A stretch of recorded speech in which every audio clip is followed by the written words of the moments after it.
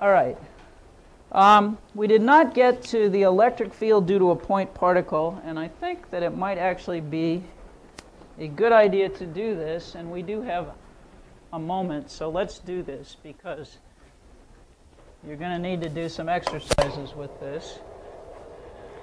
We, in fact, do have a vector equation for the electric field at some location created by a point charge. And it looks a little scary. It looks like this. E at some location, so there's this implicit R here, is equal to a constant, which is written as 1 over 4 pi Greek letter epsilon sub 0. It's sort of a funny way to write a constant, but there's a reason for that.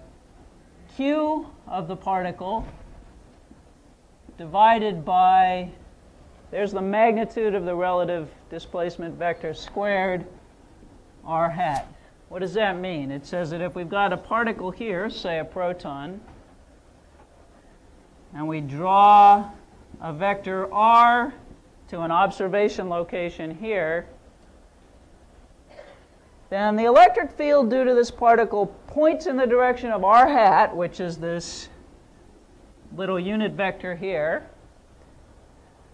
There's a constant which has the value 9 times 10 to the 9th Newton meter squared per Coulomb squared. This is just the magnitude of this vector. So this is the 1 over distance squared dependence you were talking about at the beginning of class. It depends on the charge of the particle. If the particle is positive, it goes this way. If it's negative, it goes the other way. And so if this is a proton and our observation location is here, what does that tell us about the direction of the electric field due to the proton at this observation location? You just point. Okay, here's the vector part, the r hat. Here's a positive number. So it points in the direction of r hat. So the electric field is going to be like that. And notice that we're now drawing things with two completely different dimensions on the same picture. This is units of meters, and this has units of newtons per coulomb. So of course, it isn't really going to be the same size. We have to do some scaling to make this come out right. Okay, this isn't really all that hard to do. You can do this because you just calculated the magnitude of a vector. You know how to do that. You know how to find a unit vector. You know how to multiply by constants. And so, in fact, that's the way to calculate the electric field. Very quickly, we'll do one real quick numerical example here.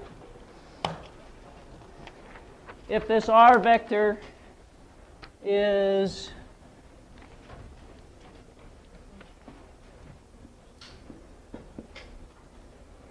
let's say it's 3, -4, 0 meters. Say we have an object that's some kind of macroscopic object, a little charged ping pong ball or something with 3 times, let's make it a proton. Let's make it 1.6 times 10 to the minus 19 coulombs. Then the magnitude of r, square root of 3 squared plus 4 squared, that's clearly 5 meters, right? R hat, I will tell you, is it's 3, -4, 0 divided by 5, and that actually comes out to 0.6, -0.8, 0.